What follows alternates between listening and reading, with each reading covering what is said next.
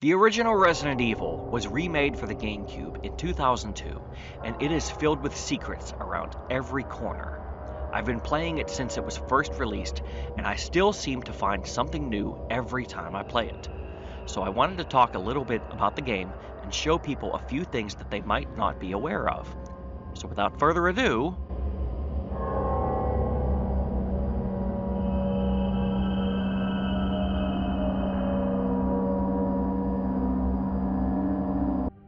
Number 1. Improved Map. Remake was the game that introduced the map system that is still used to this day. It uses a color-coded system to show the player whether or not they've found everything in a given room. Rooms that still have items to find will appear red, indicating that there's still something to find, while rooms that have been cleared will appear in tan color. Later games in the series would expand upon this system by showing the item's actual location in the room, as well as an icon indicating what it is. Number 2. The Dog Hallway. One of the most famous moments in the original Resident Evil is the part where the dogs leap through the window and give chase down a long, twisting hallway. The remake plays with this idea a bit for veteran players by moving the dogs to the other end of the hallway. When players come through the sword key door, the glass in the window will crack a bit, but the dogs won't jump through the window. They will instead attack if the player returns to the room via the door at the opposite end of the hallway. This will trigger the dogs just like in the original. Players attempting to save ammo can avoid this event by making sure they always enter through the sword key door. Number 3. Crows. Throughout the Spencer Mansion, players will find murders of crows perched on rails just minding their own business. Unlike the crows outside, these guys mostly just mind their own business and won't attack the player unless instigated.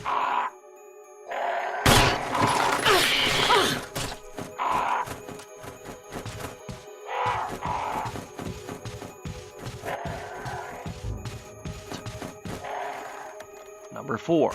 Vomiting zombies. There is no longer a loading screen when you go to climb stairs, so you can walk on them normally without interruption. The zombies can also use the stairs, but there's a way to use this to your advantage. They can't actually grab you on the stairs, and instead will vomit acid at the player in an attack that's much easier to dodge. If you can lure the zombies onto the stairs, they become much easier to dodge. Number 5. Interacting with items can save your life. In certain situations, you can use your character's animation while doing things such as pushing boxes or picking up items to protect yourself from damage. The animations for your character will provide invincibility frames that can prevent enemies from grabbing and attacking you. Number 6. Chris Redfield can't punch boulders. Unlike in later games in the series, Chris can't punch boulders in this game. In fact, they can prove to be quite deadly if you so much as touch them.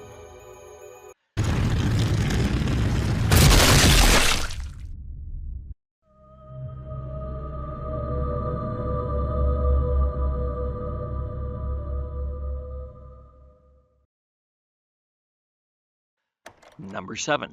Monsters can come through doors. It used to be that once you got through the door at the end of the hallway, you were safe. Not anymore, as some enemies can pursue you from room to room. Zombies can open and close doors to continue their chase, and hunters can just outright smash through the door. The plus side to the latter is that it removes the need for a loading screen between rooms. Number 8. Easier to get all 7 endings. In the original game, there were 7 different endings depending upon player choices. You would have to make sure that Barry and Rebecca survived until the very end, and various choices throughout the game could affect this. Unfortunately, once you got to the underground lab, you were locked into having your partner character there for the ending no matter what. This means that you would need to either replay the game or keep a save file before key moments to see the other endings. The remake has made it much easier to get all of the endings on a single run due to your partner joining you in the final Tyrant battle. If you'd like to get a certain ending, you can just let your partner die and get the solo ending for your character.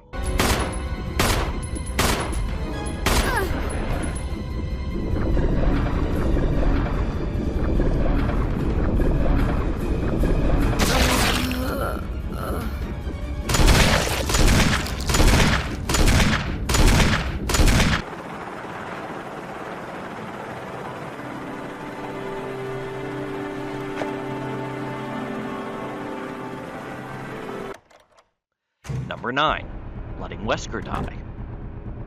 Late in the game, you and a partner will face off against the tragic character Lisa Trevor, a girl who has been experimented on for years. If you're playing as Jill, you'll team up with Barry, and you'll have to make sure that Lisa doesn't knock him into the pit below. This will result in him dying, and you'll be unable to get the best ending. Chris, on the other hand, teams up with Wesker for this fight. Just like in Jill's scenario, Lisa can knock Wesker into the pit if she gets close enough. This affects nothing. Wesker will still appear in the lab without any mention of his apparent demise, so feel free to use Wesker as a decoy while you push the stones around the room. Number 10. The first zombie. When you encounter the first zombie during Jill's playthrough, you can run back to Barry and have him take care of it. You can also try to leave the dining room back into the main hallway twice, which will cause Barry to comment on how it isn't like you. Got cold feet already? That's not like you.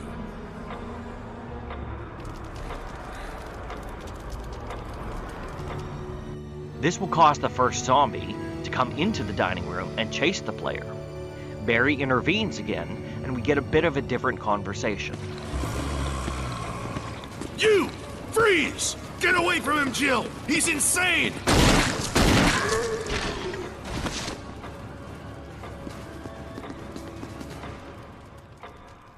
What the hell? We better report this to Wesker. No matter which version you get, the zombie will leave the room and can be found wandering the nearby hallway. Number 11. Scott. In the Keeper's Diary, we learn the story of a researcher who was infected with the T-virus and slowly devolved into the Walking Dead. He also mentions his poker buddy Scott, who may or may not have been cheating. Once the researcher had completely lost himself, he killed Scott because he had an ugly face. In the original game, there was only one zombie hiding in the nearby closet. This time around, there are 2 zombies that will attack the player. Presumably, this is Scott, who has also been turned into a zombie. Number 12. Richard Lives. Partway through the game, players will meet up with Richard Aiken, communications officer for STARS. Richard has been bitten by a venomous snake, and you have to dash back down to the storeroom on the first floor to grab a bottle of serum. In the original game, Richard would die no matter what. He would give the player his radio and offer some words of warning before passing on. This time around, players can actually save Richard if they move fast enough. The victory only lasts a brief moment, as Richard will inevitably be killed in both characters' campaigns, but you'll get the combat shotgun from him as a reward for at least trying to help him. Number 13. Jill's gun. At the start of the game, Chris will only have the combat knife. Upon returning to the main hallway, you'll find Jill's gun on the floor, and it will be yours for the rest of the playthrough. Fast forward to the final moments of the game, and Jill and Rebecca will stay behind to hold the line while Chris reaches the helipad and signals for the chopper. The strange thing is that Jill has a gun here, and so does Rebecca. This doesn't change even if the player currently has Jill's gun in their inventory. So where did this extra gun come from?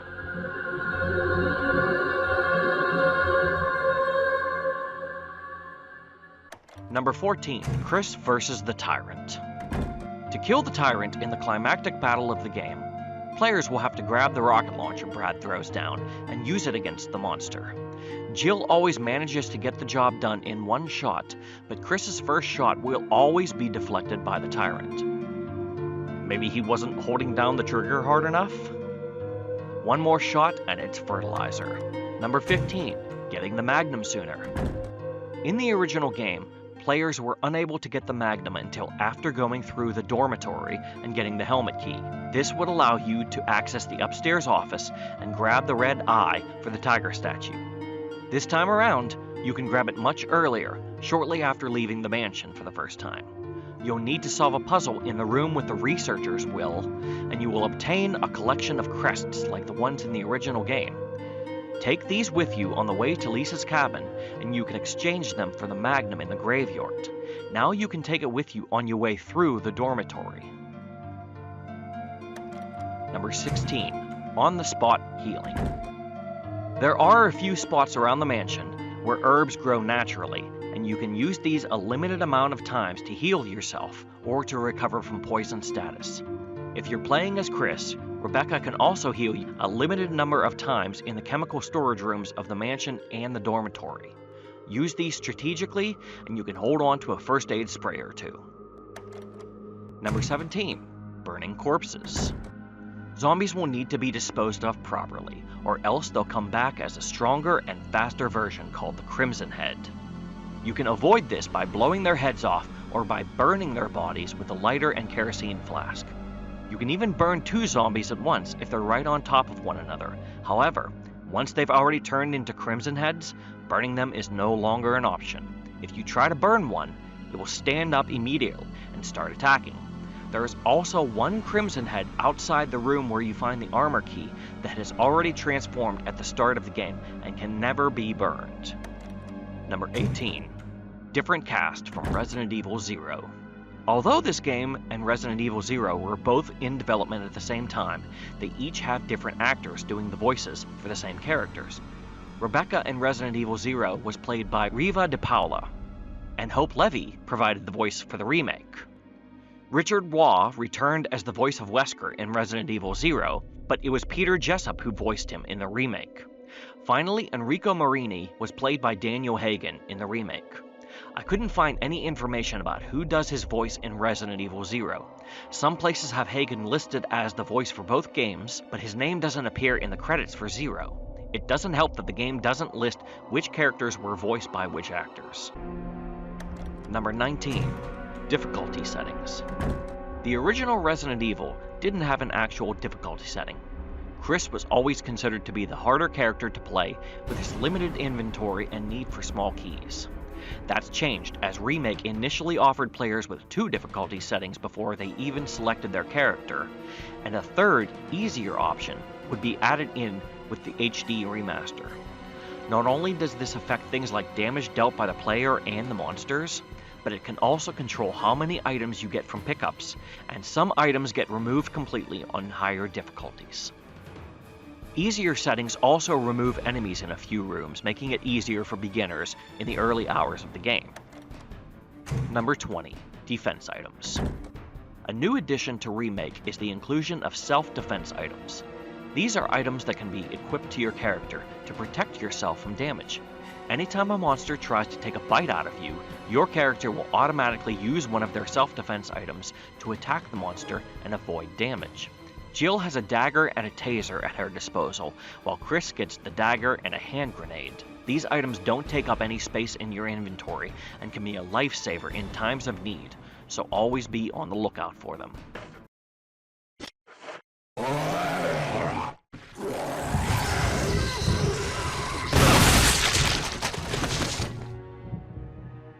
I hope you've enjoyed this trip through the Spencer Mansion. If you enjoyed this video or learned something you didn't know, please give it a like and consider subscribing. Thank you, and I'll see you next time.